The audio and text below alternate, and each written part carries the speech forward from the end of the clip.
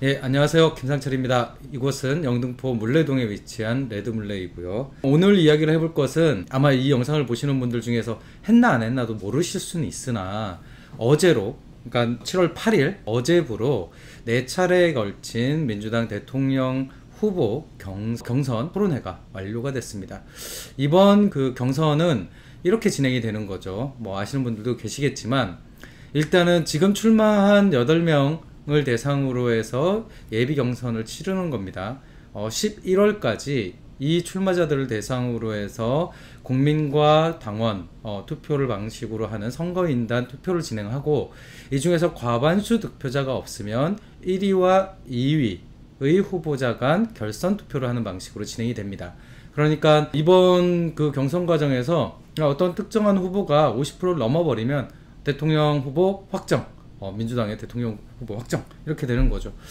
뭐 최근, 그러니까 어제 진행됐던 4차 토론회 전까지의 이제 여론조사 결과나 이런 것들을 보면 어쨌든 그 국민들이든 아니면 특히 당원들 사이에서 이재명 지사에 대한 선호도가 50%가 넘는 걸로, 물론 이제 50%좀 이렇게 간당간당하지만 어쨌든 산술적으로는 50%가 넘는 걸로 나옵니다. 그러니까 첫 번째 관전 포인트는 11일에 있는 그 선거인단 투표 과정에서 이재명 후보가 그냥 과반을 넘어서 확정을 지을 것인가, 아니면 1, 2위 결선 투표로 갈 것인가 라고 하는 것이 이제 관전 포인트이긴 합니다. 이제 그렇게 가면 어떻게 될까? 사실 대세가 바뀌진 않을 것 같아요. 이를테면 전체 예비 후보자들 중에서 그래도 반 이재명 전선 해갖고 이제 추미애 후보를 제외한 나머지 6명이 다 뭉쳤어도 사실 화력도 별로 없고, 그리고 그 과정을 보는 사람들한테 야, 이재명보다 낫다라고 하는 그런 효능감을 주진 못하는 것 같기 때문에,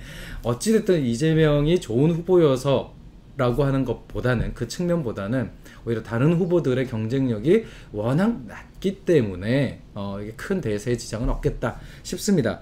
그런 면에서 4차례나 진행됐던 경선 토론회와 관련된 이야기를 하지 않을 수 없는데요. 뭐냐면 재미가 없었다는 거죠. 재미가 없었다는 겁니다. 2차, 3차, 4차 모두 이재명 청문회라고 할 만큼 재미가 없었는데, 재밌는 건 새로운 의제나 내지는 새로운 폭로나 혹은 새로운 사실이 밝혀진 것이 아니라 이재명 지사를 둘러싼 과거의 오래된 내용들을 다시 끄집어내서 마치 인신공격하듯이 이렇게 되는 형태들이 이제 굉장히 꼴불견이었고요. 그 과정에서 뭐랄까 그런 거잖아요. 저 질문을 왜 하지? 이를테면 이런 겁니다. 기본소득에 대해서 논란을 피는데 이재명 지사가 기본소득 공약에 대해서 말 바꾸기를 하거나 혹은 속였다라고 주장을 하려면 사실은 그것을 지적하는 사람 입장에서 나는 기본소득에 대한 태도가 이렇다라고 하는 걸 전제로 해야 되거든요.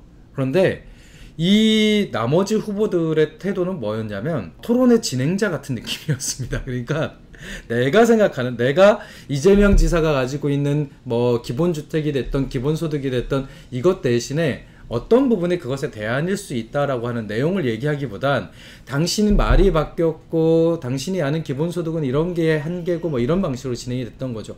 물론 저를 아는 분들은 다 아시겠지만 저는 기본소득에 굉장히 비판적인 입장입니다. 그럼에도 불구하고 지금 한국 사회가 기본소득 혹은 기본주택과 같은 아주 기본적인 생활보장 방식의 주제가 쟁점이 될 수 있을 수밖에 없다는 부분은 지금 한국 사회가 처해 있는 상황을 잘 보여주는 것이기도 합니다. 그런 면에서 보면 가장 아쉬운 건 어차피 그 후보들 다 그렇고 그나마 그래도 괜찮다라고 생각을 했었던 그러니까 준비를 굉장히 오래 했다라고 얘기했던 이낙연 전 총리나 아니면 민주당 내에서 그나마 좌파 역할을 했던 박용진 후보 같은 경우를 보면 도대체 뭘 준비를 했는지 알 수가 없는 내용입니다. 그러니까 이낙연 같은 경우는 무슨 신복지 체계 뭐 이런 얘기를 하지만 사실 내용이 없어요. 내용이 없습니다.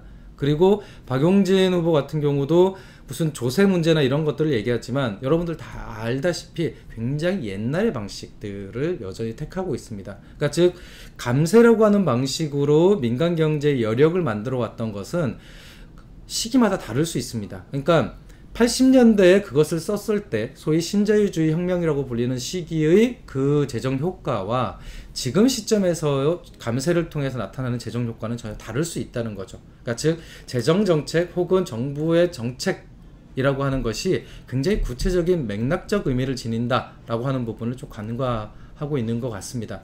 그런 면에서 굉장히 중요한 내용들, 다양한 이야기들을 할 수 있었을 텐데도 이번 민주당 대통령 후보 경선은 정말 쟁점이 없었다라고 볼 수 있고요. 그럼에도 불구하고 가장 아쉬운 점은 역시 현재에 대한 평가가 없다는 것입니다. 그러니까 지금 이미 우리는 민주당 권력 하에 있습니다. 그러면 이 후보들은 왜 민주당 권력의 연장이 필요한지에 대해서 국민들한테 설득을 했어야 됐습니다. 그런데 자기네들끼리 후보자들끼리 싸우는 것이 아니라 어쨌든 이 토론을 국민들이 본다라고 했을 때에는 국민들을 대상으로 해서 왜 민주당 권력이 재창출이 되어야 하는지에 대한 비전이 있어줘야 됐는데 지나치게 그 부분을 간과한 거죠. 저는 혹여나 이런 태도가 어차피 민주당이 정권을 재창출할 거다라고 하는 그런 낙관론에 기대고 있다라고 하면 정말 큰 오판이라고 얘기를 해주고 싶습니다. 그리고 더 나아가서 그런 이야기는 나중에 하면 된다. 국민의힘 후보가 확정된 다음에 해도 된다라고 생각한다면 그 역시 오판이라고 말씀을 드리고 싶습니다. 왜 그러냐면 기본적으로 한국에서의 선거는 현재 권력을 갖고 있는 것에 대한 심판적 의미들이 굉장히 강합니다. 그러니까 한국의 유권자들은 기본적으로 현재 권력을 갖고 있는 사람들에 대한 비판적 의식들이 전제되어 있다는 것이죠. 그런 면에서 현재 집권 세력 정당의 후보자들이 토론을 하는데 그 부분에 대한 이야기를 하지 않는다라고 하는 건 정말 오판이다라고 생각을 하고 있고요. 그런 면에서 이제 바로 이 부분이랑 이어지는 것은 아니지만 이런 정부의 스탠스 혹은 민주당의 한계를 보여주는 것 중에 하나가 이런 거죠. 그 최근에 확정된 이제 이건희 전 시장 이런 문제만 놓고 보더라도 사실 굉장히 나이브하게 접근한 게 보이지 않습니까? 이 이건희 전 시장이라고 하는 문제를 보려면 왜 이것이 등장하게 됐는지에 대한 배경부터 봐야 됩니다. 그리고 그 배경으로 가려고 하면 이미 10년도 전에 사회적 논란이 됐던 국정원 엑스파일에서부터 2007년도, 8년도 하면서 사회적으로 폭로가 됐던 이건희 비자금 얘기들이 나와줘야 됩니다. 그리고 그 과정에서 그 이건희 비자금이 들통이 났을 때 이건희 당시 삼성 회장이 얘기했던 사회 환원과 관련된 것, 그리고 그 비자금에 대한 과세가 충분했는지를 따져봐야 됩니다. 결론적으로 말씀을 드리면 그 당시에 이건희 회장이 약속했던 사회 환원 되지 않았습니다. 그리고 그 탈루 재산에 대한 부가적인 과세 잘 되지 않았습니다.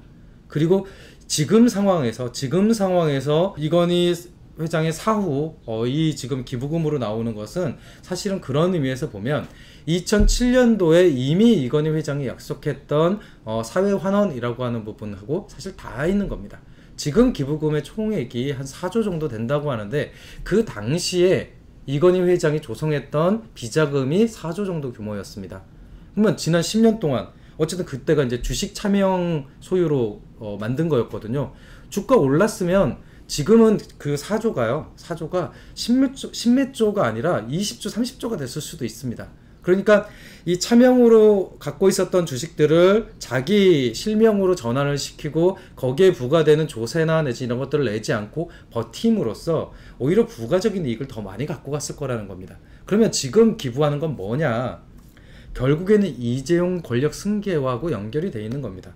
그러니까 이건희 회장의 사퇴 이후에, 그러니까 2007년 12월 발표 이후에 삼성의 최고의 숙제는 족벌 체계를 유지하는 거였습니다. 이거는 삼성이라고 하는 기업이 유지되는 것과는 별개의 문제입니다. 그러니까 한국 사람들은 대부분 기업이 곧 그 기업의 족벌 체계하고 일치시키는 그런 맥락이 있는데 사실 기업하고 그 기업의 총수 일가는 구분되는 거죠. 그렇게 본다면 2008년도 이후에 삼성의 최고의 과제는 이건희 회장이 물러난 자리에 이재용을 무리하게 회장으로 앉히는 프로세스, 이것 때문에 모든 일들이 다 벌어진 겁니다. 이를테면 박근혜 정부 시기에 그런 것들이 있죠. 불법행위 이런 것들이 다 이재용 승계와 관련돼 있는 문제거든요. 그럼 이제 지금 시점에서 이건희 미술품에 대한 어떤 전시장 이런 걸 만든다라고 하면 그건 급한 게 아니라는 겁니다. 급한 게 아니라는 겁니다. 중요한 건 거기에 있습니다. 오히려 기존에 약속됐던 사회 환원과 비자금에 대한 조세 정의 이런 것들이, 그리고 추징 이런 것들이 정확하게 진행이 됐는지를 확인하는 게 급선무라는 거죠. 그게 잘 됐냐. 그리고 어차피 기부하기로 한 미술품의 경우에는 그냥 삼성 리움 혹은 그 에버랜드 창고에 그냥 있어요. 그럼 그거는 그 이후에라도 그 추징금의 명목으로 아니면은 이런 방식으로 다 가져올 수 있는 겁니다. 근데 지금 문재인 정부가 해준 건 뭐냐? 그 세금을 탈루했던, 비자금을 조성했던 그 이건희라고 하는 그 개인에게 면제부를 주고 있는 겁니다. 마치 엄청난 사회적 공헌을 한 것처럼 지금 만들어주고 있다는 거죠. 사실 이게 되게 역설입니다. 질문을 이렇게 한번 바꿔볼까요? 이를테면 마피아 조직의 보스가 양로원이나 내지는 보육시설을 지어요. 그러면 이 사람이 그 돈을 마피아로 벌었다, 사람들을 협박하고 마약을 팔아서 돈을 벌었다는 걸 잊고 우와 사회복지 사업가라고 칭송하는 것과 똑같다는 겁니다. 그런데 지금 그것을 이 정부가 해주고 있는 겁니다. 그러니까 이게 얼만큼 나이브한 자칭, 그들의 자칭 민주정부냐라고 하는 거죠. 저는 그런 부분에서 이건희 전 시장의 문제하고 지금 민주당 내에서의 대통령 경선을 하는 문제하고 그 다음에 이 민주당 권력에 대한 내부 평가가 없다라고 하는 것들이 따로 떨어져서 있는 것이 아니라 여전히 반성이 되지 않고 또 내부적으로 평가가 되지 않고 무엇보다 국민들에 대해서 진지하지 못한 이 집권 세력의 얼굴을 보여주는 것이 아니냐, 민낯을 보여주는 것이 아니냐, 이런 생각을 합니다. 이런 상태로 대선을 치른다라고 하면 그거는 특정한 민주당 세력의 멸망이 아니라 오히려 한국 정치를 10년 전, 20년 전으로 되돌린, 그러니까 즉 망가뜨린 그 책임, 그리고 촛불을 들고 광장에 섰던 국민들한테 야 이래도 안 되는구나 라고 주는 어떤 정치에 대한 정치적 효능감에 대한 어떤 실망감, 이런 부분에 대한 역사적 책임을 민주당 권력이 져야 할 수도 있습니다. 그런 부분에서 좀 잘했으면 좋겠는데 그럴 기대가 없죠. 예, 이렇게 얘기를 하면 그러면 이제 그 외의 야당들은 도대체 뭐 하는 거냐, 국민의힘 빼놓고 그 야당들은 뭐 하는 거냐 라고 하는 질문이 있을 텐데요. 그 부분은 이후에 다른 그 계기가 되면 한번 좀 진지하게 한번 다뤄보겠습니다. 예, 오늘은 여기까지 하겠습니다. 감사합니다.